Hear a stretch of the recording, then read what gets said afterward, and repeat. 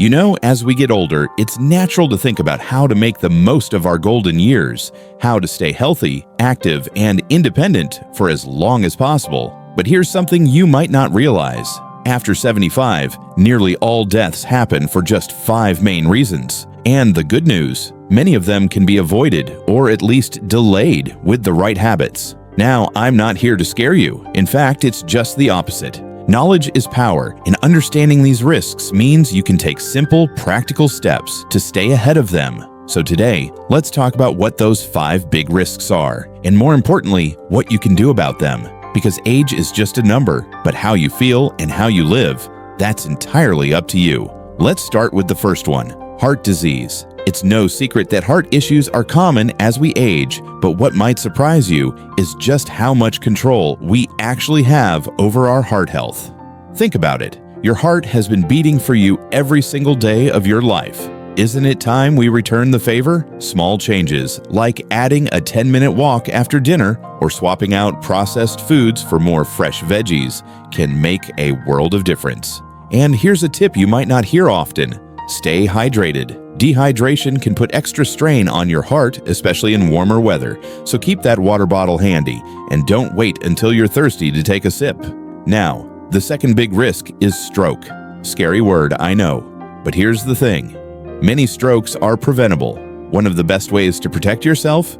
Keep an eye on your blood pressure. High blood pressure is often called the silent killer because it doesn't always give warning signs, but getting it checked regularly is easy. And if it's high, simple adjustments like cutting back on salt or practicing deep breathing can help bring it down. Another little-known trick: laugh more.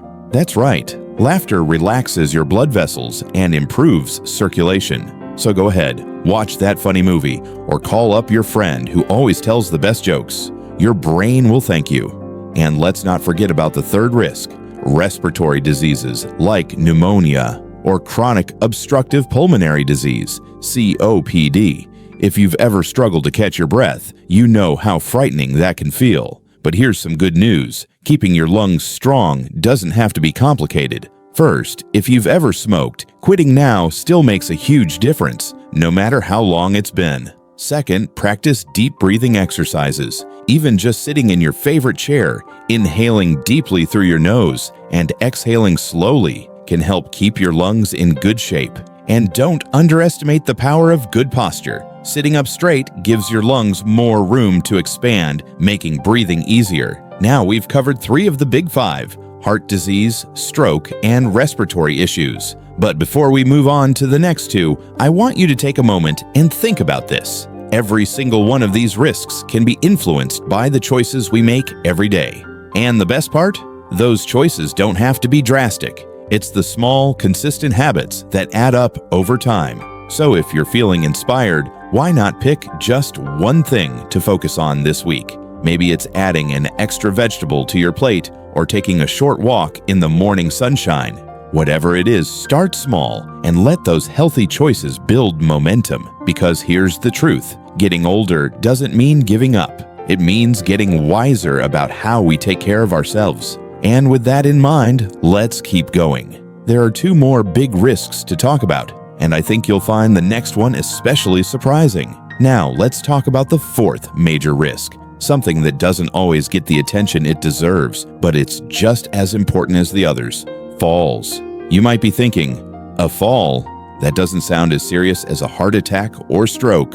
But here's the reality. Falls are the leading cause of injury-related deaths for seniors. And what's worse is that after one bad fall, many people lose confidence, become less active, and that can actually speed up other health problems. But here's the good news. Most falls are preventable. It all comes down to a few simple adjustments. First, take a look around your home. Are there loose rugs, cluttered walkways, or dim lighting? Those are easy fixes. A well-lit hallway, a sturdy handrail on the stairs, and a non-slip mat in the bathroom can make all the difference. And here's something you might not think about: your footwear. Those old slippers with the worn-out soles. They might be comfy, but they're also a slipping hazard. A good pair of supportive non-slip shoes, even just for around the house, can be a game changer. Now, beyond your home, there's another key factor in preventing falls: strength and balance. You don't have to lift heavy weights or run a marathon. Just simple exercises like standing on one foot while holding onto a chair for support, or doing gentle heel-to-toe walks can keep your legs strong and your balance sharp. Even something as easy as marching in place while watching TV helps. The goal isn't to become an athlete. It's just to stay steady on your feet so you can keep doing the things you love without fear. And while we're on the topic of staying strong, let's talk about the fifth and final big risk: infections, especially pneumonia and the flu. As we get older, our immune systems don't fight off germs as well as they used to. That's why something as simple as a cold can turn into a much bigger problem. But again, there are ways to protect yourself. First and foremost, stay up to date on vaccinations. The flu shot, pneumonia vaccine, and even the shingles vaccine can save you a lot of trouble down the road. Another often overlooked defense: your hands. Washing them regularly, especially before eating or touching your face, is one of the easiest ways to keep germs away.